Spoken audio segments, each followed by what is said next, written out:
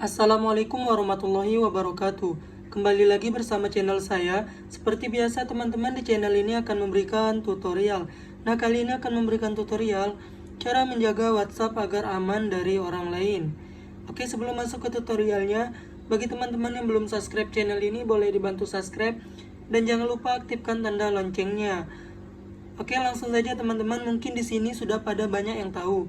Nah, di sini saya akan memberitahu bagi teman-teman yang belum tahu. Oke, di sini cara menjaga WhatsApp itu agar aman, teman-teman. Misalnya ketika kita membuka WhatsApp ini, maka otomatis itu akan terbuka, teman-teman.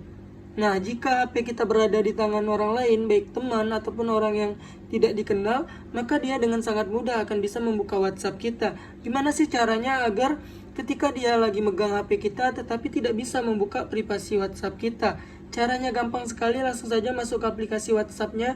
Di sini silakan masuk ke titik 3 pojok kanan atas, masuk ke setelan. Di sini langsung saja scroll ke bawahnya, teman-teman. Masuk ke bagian privasi. Nah, di bagian ini langsung saja scroll ke bawah.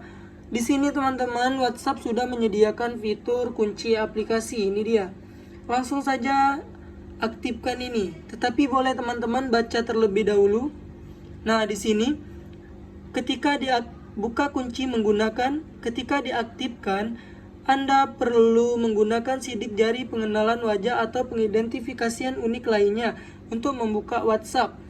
Anda tetap dapat menjawab panggilan meskipun WhatsApp dalam keadaan terkunci, teman-teman. Nah, kunci segera otomatis di sini bisa segera. Segera itu cepat, teman-teman.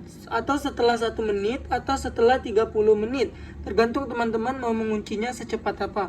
Agar WhatsApp teman-teman itu aman dari tangan-tangan yang tidak baik. Oke, mungkin ini saja tutorial dari saya, teman-teman. Semoga bermanfaat. Saya akhiri, wassalamualaikum warahmatullahi wabarakatuh.